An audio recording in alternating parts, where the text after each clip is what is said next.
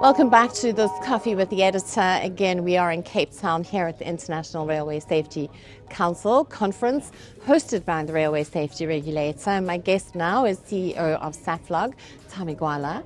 Thami, thank you very much for joining me. Thank you for the opportunity to chat.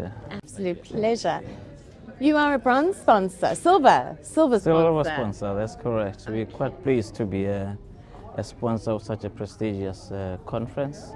Very intimate, very niche, but there's been really good networking opportunities and talking to really key people from all over the world, including just up north of our borders. So it's been great. Yes, there's been quite a big African or SADC contingent here, so that's been good. Yes, that's been right. Yes. Safety, the role of Railway Safety Regulator in your business is quite big. They're a big stakeholder. Yeah. Absolutely, safety is critical.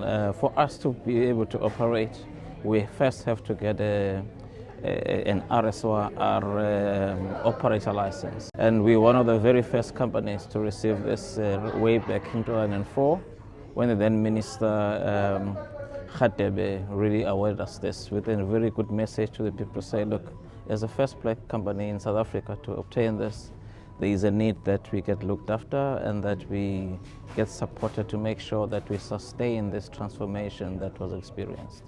I think it's quite a pleasure and really appreciate the fact that imminent is the open access, which we've been waiting for very many years. And obviously the safety issue becomes even a bigger issue in terms of upping our game and being able to now operate competitively on the main line instead of where we've always been on the first mile and the last mile. Yes. We're now going to be able to join the two dots and be able to start to implement our pit-to-port strategy a whole lot better, thereby being in a position to offer our customers really a one-stop kind of solution and offer them a seamless pit-to-port kind of strategy. Service.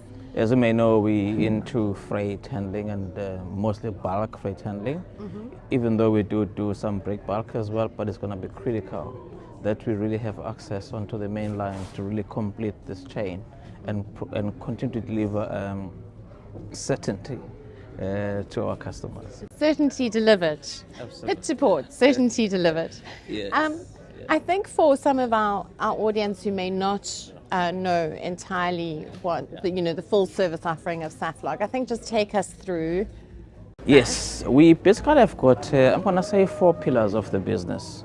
One is the shunting, where we started, and the rail operations now as we open up into the main line. We hire locomotives and lease them to various customers for shunting purposes. We have in the course acquired some mainline locomotives, which are going to assist us a lot in now getting onto the main line. Obviously, we're going to need to acquire more of these mainline locomotives to be able to compete effectively. We already exist in the inland ports as well as the back-off ports on the seaside. All now we have to do is to join these two, and it's very, very exciting for us to move in that direction. So that's the first part of our pillar. The second pillar is the actual pairway or the infrastructure, where we do construction and maintenance. To this end, we have a CIDV 8 CEPE and applied for a 9 CE, which we're hoping to get, which enables us to really do projects on the main line and also to do projects more than 200 million rand in value. So we're quite excited about that opportunity.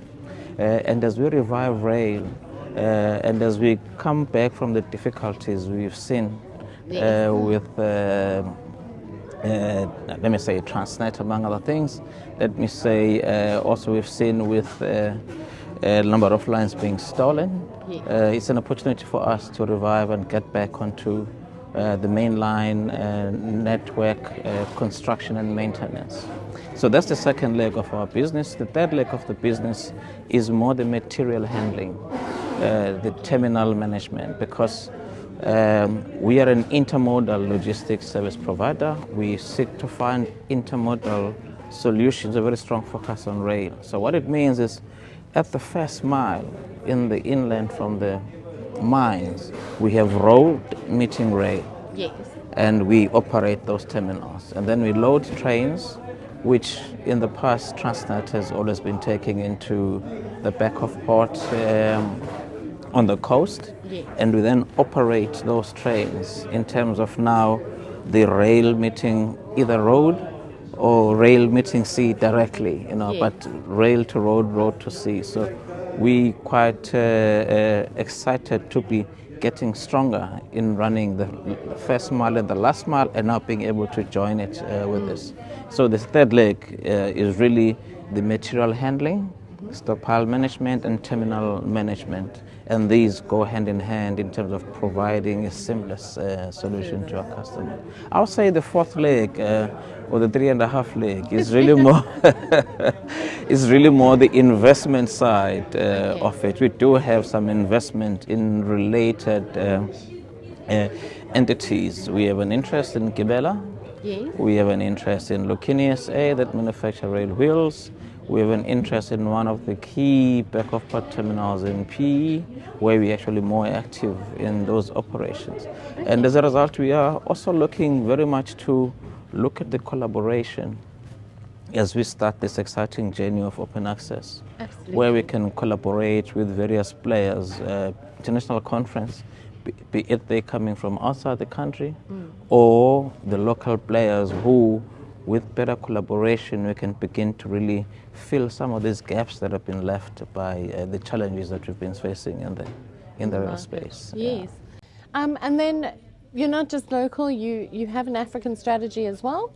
Yes, we do. We have, as part of our pit to port, we have moved and started opening up warehouses on the coast. So we've just opened up a warehouse in Durban, right close to the port, inside the Durban Ports precinct. We've been handling a lot of project cargo that's going up north to Zimbabwe, to Zambia, DRC, some of the Highland Water projects in Lesotho. Obviously, what's great about that is they're building plants for the new commodities, your lithiums, your cobalts, your copper. And what's important for us is as we handle that project cargo and move it up, we need to take the finished product from that and bring it through our warehouse again and export same. So it's quite important for us as we have the engagements with our brothers north of the borders to be able to handle that cargo seamlessly, collaboratively through the different countries and the rail countries while contributing to the economies of all these countries along the line. So we're quite excited about that, yeah. Are you ready for open access? We're absolutely ready for open access, but obviously we're going to have to pick and choose the right corridors. We are going to be picking and choosing those that will really meet our clients' needs and requirements, and those where we really truly believe we're going to be able to provide competitive advantage and put our customers in a better space. So we're quite excited about that. All right. And we're looking forward to it, yeah. So I understand 1st of November you can put your application in, or November you can put your application in. April you're going to be running. We're looking forward to that indeed. And obviously we're going to be talking to financiers and funders. It is a capital intensive space and journey, but we're quite comfortable because our indication so far is that there is capital that's available.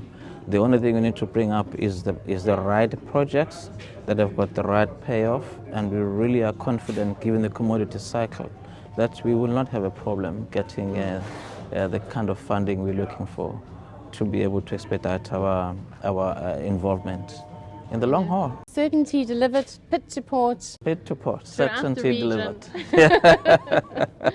Indeed, we're looking forward to that. Yeah. I wish you We'll were be making there. our mark, that's for sure. Fantastic.